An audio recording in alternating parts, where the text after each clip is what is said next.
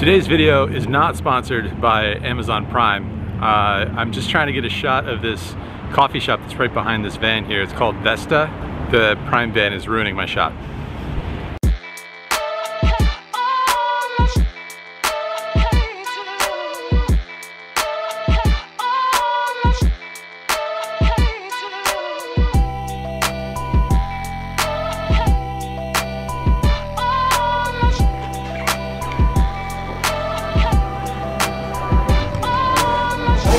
Hello, welcome in. Hey, how's it going? Doing great. We get the hazelnut maple latte with The breakfast sandwich, please. Sure.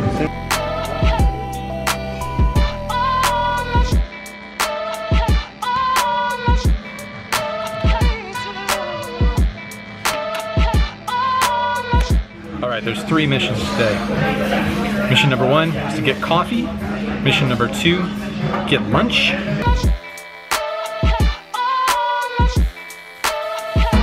Mission number 2 is to get lunch.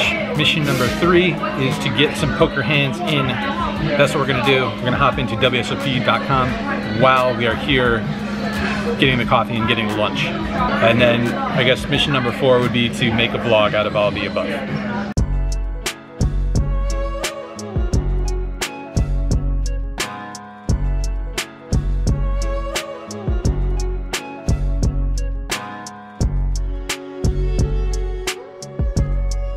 One-two pot limit Omaha, PLO 200 as the kids say.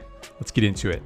5-handed, button makes a raise, and we look down at the ace, queen, 9-8 double suited. Pretty nice hand here. We have an ace, 2 high flush draws.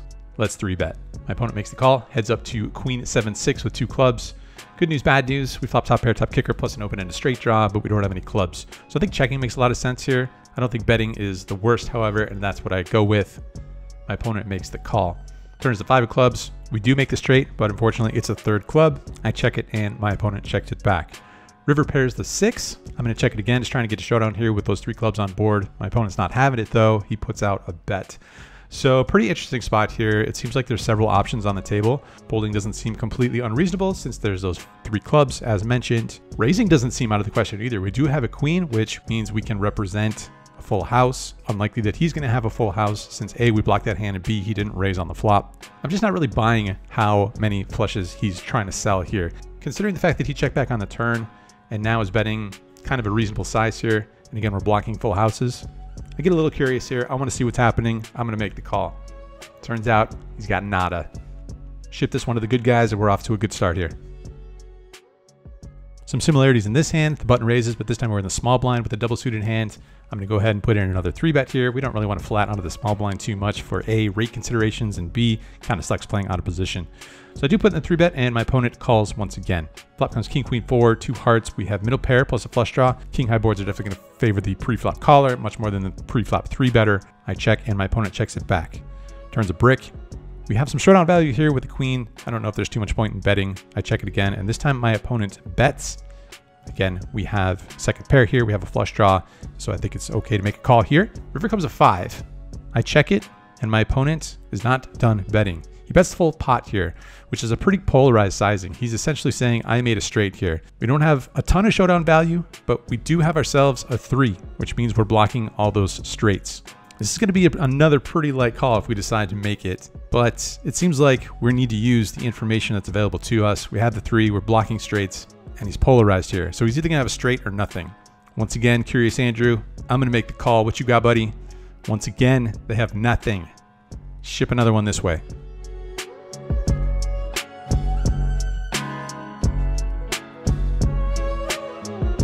All right, 3-handed now on this table. Button folds, small blind puts in a raise. We have 8, 7, 6, 5. Perfect rundown, but 3 clubs. I'm going to put in a 3-bet here. It could be a little bit adventurous with 3 clubs in our hand, but who doesn't love a little bit of extra aggression playing 3-handed blind versus blind?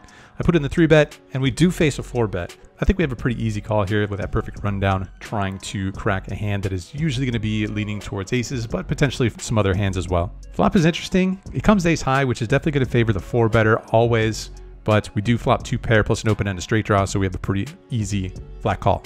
Turn is the queen of hearts, which adds a flush draw on the board that we do not have. And my opponent is not done betting. He's going to continue representing those aces. He goes for the maximum, jams all in here on the turn. Looking back, I think we have an easy fold here. Once the second heart comes in, the board is favoring my opponent's range so much more than it is mine. Even though it looks nice, we have 2 pair plus an open-ended straight draw. But in this game, when there's a flush draw on the board, it seems like my straight draw loses a lot of value. I get a little bit overconfident based on those previous hero calls gone right. I decided to get sticky here and make another call, but it's really bad news. He does have top set this time, and to make things worse, he picked up a flush draw on the turn. So we don't have too many outs going to the river here, and we do, in fact, brick out on the river. I think that one's a mistake, and we get punished for it. All right, moving along here. Next hand, we are playing 4-handed. We're in the cutoff with the Jack 10, 9, 6 with 1 suit. Raise it up, button calls, and the big blind calls. Flop comes Ace 9 8, which gives us a pair and an open ender and the nuts advantage. We're always going to be the ones with pocket aces here. Our opponents shouldn't have that hand. I think a C bet is good. I go ahead with the C bet, button folds, and the big blind decides he would like to see another card. Turn comes the King of Hearts, which gives us a flush draw, and we should still have the nuts advantage here. It's just a decision between taking our equity, taking the free card, or putting the maximum pressure on and trying to rep pocket aces, ace king, the strongest hands available. I go with the aggression. Seems like leaning that way is usually the best idea. My opponent's hand must be too good though. He's going to stick the rest of his money in there. And even though we don't have much of anything at this point, I think we have too much equity to let it go. If he happens to have a hand like ace king, we're still doing okay. We just have to hope that he doesn't have a better flush draw than we do. So I'm not just going to bet fold all this equity away. I'm going to go ahead and make the call. Turns out he flopped himself a set. Good news is that all of our outs were in fact live. Flush draw was good, but they're not coming in. King of clubs on the river. Good for our opponent, bad for us.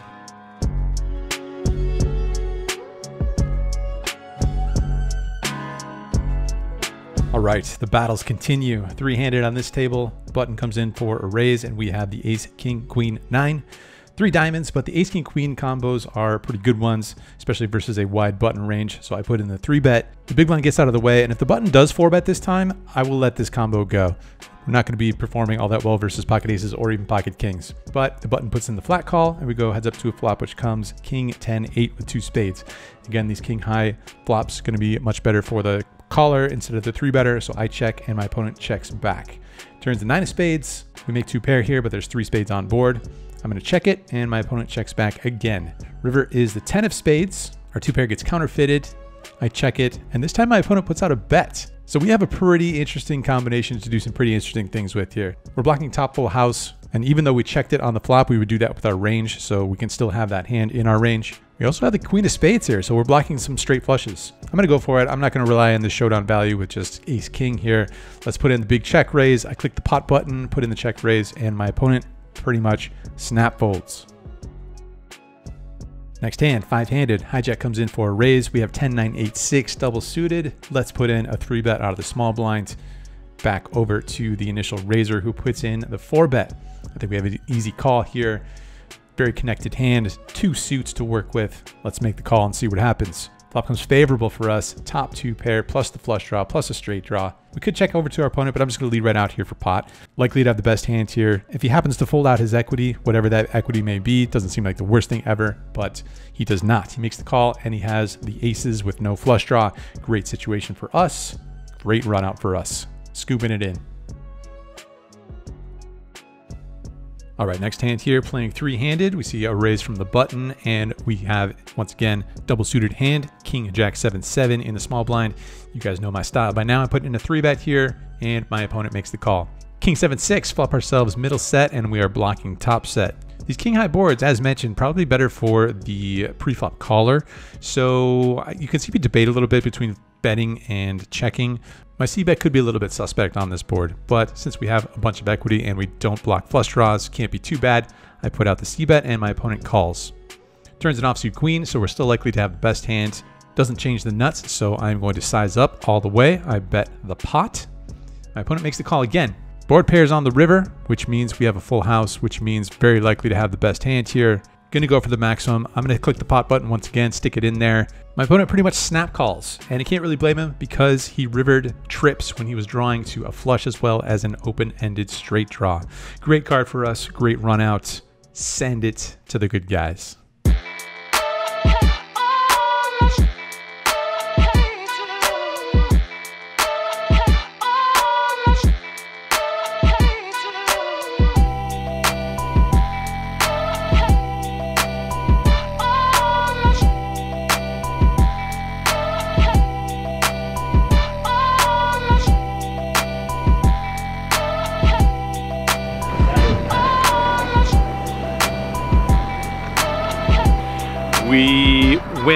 somewhere around a little under $700, and then we earn $20 in rake back, which is pretty cool that you can immediately cash it out on WSOP.